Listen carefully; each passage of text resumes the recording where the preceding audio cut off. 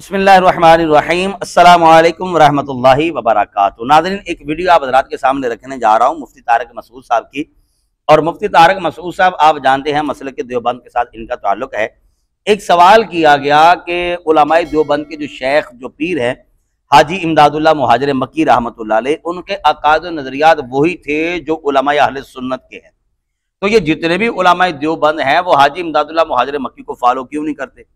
उनके अकायद और नज़रियात को दुरुस्त क्यों नहीं समझते?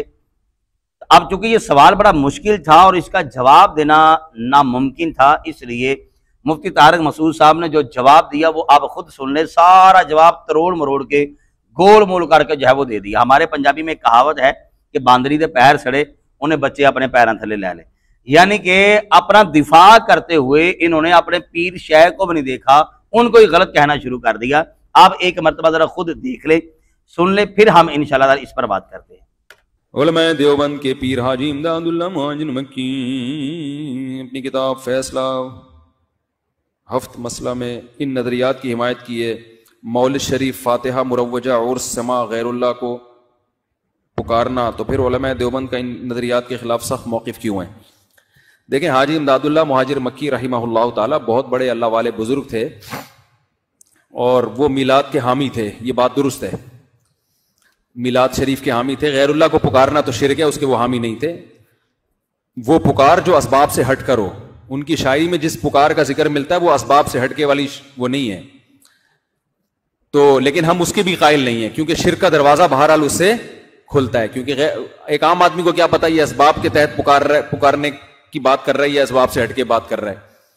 तो वो जो इसके कायल थे, तो ये इन्होंने सवाल पूछा कि फिर उलमाए देवबंद उनको अपना पीर व मुर्शिद क्यों मानते हैं? देखो, वो अल्लाह वाले बुजुर्ग थे, तो उनसे अल्लाह अल्लाह सीखने के लिए उलमा उनसे बैत हुए थे।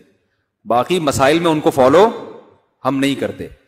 मौलाना रशीद अहमद गंगोई रहमतुल्लाह अलैह हाजी इमदादुल्लाह मुहाजिर मक्की के मुरीद थे ना, तो इन्होंने कोई मसला बताया तो किसी ने कहा आपके पीर साहब तो ये मसला बताते हैं। तो उन्होंने जवाब दिया कि हमने पीर साहब से अल्लाह अल्लाह सीखने के लिए इस्लाही ताल्लुक़ कायम किया, मसाइल उनसे वो हमसे पूछे हैं, क्योंकि इल्म अल्लाह ने हमें दिया है। तो बाज़ दफ़ा कोई बुजुर्ग होते हैं लेकिन मसाइल में उनको महारत नहीं होती। तो हाँ, बुजुर्ग जो मैंने सोहबत की बात की ना बयान में, सखी के साथ रहेंगे तो सखावत आएगी, तो अल्लाह वालों के साथ रहेंगे तो क्या आएगा? दिल में अल्लाह आएगा। तो वो अल्लाह वाले थे, उनके साथ बैठने से अल्लाह की मोहब्बत पैदा होती थी। तो बड़े बड़े उलमा उनसे बैत हुए, लेकिन मसाइल में उलमाए देवबंद ने उनको फॉलो नहीं किया, क्योंकि मसाइल में उलमा को फॉलो किया जाता है। समझते होगे नहीं समझते? नाज़रीन, आपने मुफ्ती तारिक मसूद साहब की गुफ्तगू जो है वो समाअत की है कि हाजी इमदादुल्लाह मुहाजिर मक्की रहमतुल्लाह अलैह बहुत बड़े अल्लाह वाले थे और उनके पास बैठने से अल्लाह ताला की मोहब्बत दिल में पैदा होती है। सवाल मेरा ये है कि आपके फतवे के नज़दीक एक बंदा शिरक का दरवाज़ा खोल रहा है, एक बंदा शिरक का रास्ता दिखा रहा है, क्या वो बंदा अल्लाह वाला हो सकता है? ये मेरा सवाल है। क्योंकि आपने कहा, यानी कि मुफ्ती तारिक मसूद साहब ये कह रहे थे कि हाजी इमदादुल्लाह मुहाजिर मक्की रहमतुल्लाह अलैह ने जिस अंदाज में पुकारा, हम इस पुकार को भी नहीं मानते। यानी कि अपनी शायरी में इन्होंने नबी पाक अलैहिस्सलाम को भी पुकारा, या रसूलल्लाह भी कहा उन्होंने, हाजी इमदादुल्लाह मुहाजिर मक्की रहमतुल्लाह अलैह ने। तो इनके कहने का मतलब ये है कि हम इस तरह भी नहीं जायज़ समझते जिस तरह हाजी इमदादुल्लाह मुहाजिर मक्की रहमतुल्लाह अलैह ने पुकारा है, क्योंकि इससे शिरक का दरवाज़ा जो है वो खुलता है, शिरक का रास्ता जो है वो लोगों को मिलता है। जो बंदा शिरक का दरवाज़ा खोले, मुझे बताइए, क्या वो बंदा अल्लाह वाला हो सकता है? ये जितने भी बड़े बड़े आपके उलमा हैं, क्या इनको नहीं पता था कि वो शिरक का दरवाज़ा खोल रहे हैं, वो शिरक का दरस दे रहे हैं? और तीसरे नंबर पर, जिस बंदे के अकायद व नज़रियात ही कुरान और हदीस के मुताबिक नहीं है, या यूं कह लीजिए कि जो बंदा गुमराह है या गुमराह गर है या मुशरिक है, कोई तो आप फतवा लगाए ना, यानी कि या मुशरिक कहेंगे या गुमराह कहेंगे या गुमराह गर कहेंगे, कुछ ना कुछ तो आप कहेंगे। तो जो बंदा आपके नज़दीक गुमराह हो या गुमराह गर हो या मुशरिक हो, मुझे बताइए, उस बंदे की बैत करना ये जायज़ है?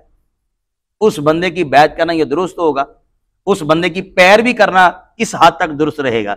और तीसरे नंबर पर, अल्लाह अल्लाह सीखने के लिए आप चले गए, आपके उलमा चले गए हाजी इमदादुल्लाह मुहाजिर मक्की रहमतुल्लाह अलैह के पास, और आप कह रहे हैं कि उनके पास इल्म नहीं था, वो मसाइल नहीं जानते थे। अब मुझे दयानतदारी से बताइए, इल्म जो होता है वो तो बताता है कि हमने अल्लाह अल्लाह कैसे करनी है। इल्म सपोर्ट करता है आमाल के एतबार से कि हमने आमाल कैसे करने हैं। इल्म होगा तो हमें पता होगा हमने वुजू कैसे करना है, इल्म होगा तो हमें पता होगा कि हमने गुस्ल कैसे करना है, इल्म होगा तो हमें पता होगा कि हमने कुरान पढ़ा, अब अमल कैसे करना है। इल्म होगा तो हम इस्लाम पर चलेंगे, इल्म होगा तो हम जो है वो नेकियां करने में आसानी महसूस करेंगे। हम देखेंगे कि इस्लाम ने कहा है हमने ऐसे चलना है, इस्लाम ने ये कहा हमने ऐसे चलना है, इस्लाम ने ऐसे कहा हमने ऐसे चलना है। जब इल्म होगा तो फिर बंदा जो है वो अल्लाह अल्लाह करेगा। जब इल्म होगा तो बंदा अल्लाह अल्लाह करके अल्लाह ताला की मोहब्बत किसी के दिल में भी पैदा कर सकता है, अल्लाह ताला की मार्फतें उसका मुक़द्दर और नसीब बन सकती है। ये जरूरी नहीं कि बंदा सिर्फ अल्लाह अल्लाह करने वाला हो, ये याद रखिएगा। तस्बीह और तहलील के लिए भी इल्म का होना जरूरी है, अल्लाह अल्लाह करने के लिए भी इल्म का होना जरूरी है।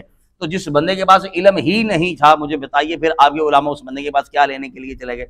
और फिर तीसरे नंबर पर, जिस बंदे के अकायद और नजरियात ही दुरुस्त नहीं थे, क्या वो उनके गुजर जाने के बाद पता चला इस बंदे के अकायद और नजरियात दुरुस्त नहीं है?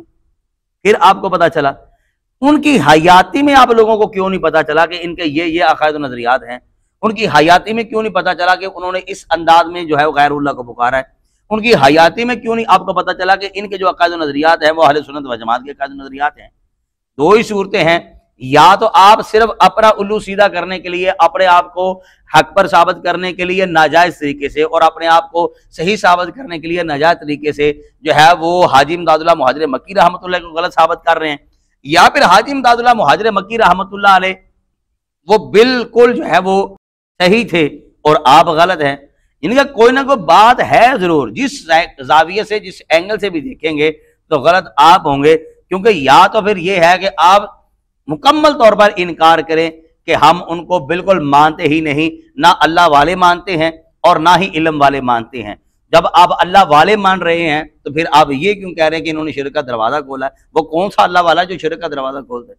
वो कौन सा अल्लाह वाला है जो सिरात मुस्तकीम से हटाता है? वो कौन सा अल्लाह वाला है जो जहन्नम में धकेलता है? वो कौन सा अल्लाह वाला है जो लोगों को गुमराह करता है? जो अल्लाह वाले होते हैं वो सिरात मुस्तकीम पर चलाते हैं। जो अल्लाह वाले होते हैं उनके अकायद और नजरियात कुरान और हदीस के मुताबिक होते हैं। तो तारिक मसूद साहब से हमारी गुजारिश ये है कि आप अपने अकायद और नजरियात दुरुस्त करें। हाजी इमदादुल्लाह मुहाजिर मक्की रहमतुल्लाह अलैह बिल्कुल ठीक थे। जो आप उलमाए देवबंद के जो पीर जो शेख थे वो बिल्कुल ठीक थे, उनके अकायद और नजरियात वही थे जो आज उलमाए हक अहले सुन्नत के हैं। तो आप उन पर न तोहमत लगाएं कि वो अल्लाह वाले थे तो इल्म वाले नहीं थे। तो भाई ना आप इल्म वाले रहे ना अल्लाह वाले रहे। इस एतबार से अगर देखा जाए, अल्लाह ताला हमें हक समझने की तौफीक नसीब फरमाए, हक के साथ खड़ा रखे और हक पर ही हमारा खात्मा हो। तमाम देखने और सुनने वालों से गुजारिश करूंगा कि आप अपनी राय का इज़हार कमेंट बॉक्स में जरूर कीजिएगा। बहुत शुक्रिया। अस्सलामु अलैकुम रहमतुल्लाहि व बरकातहू।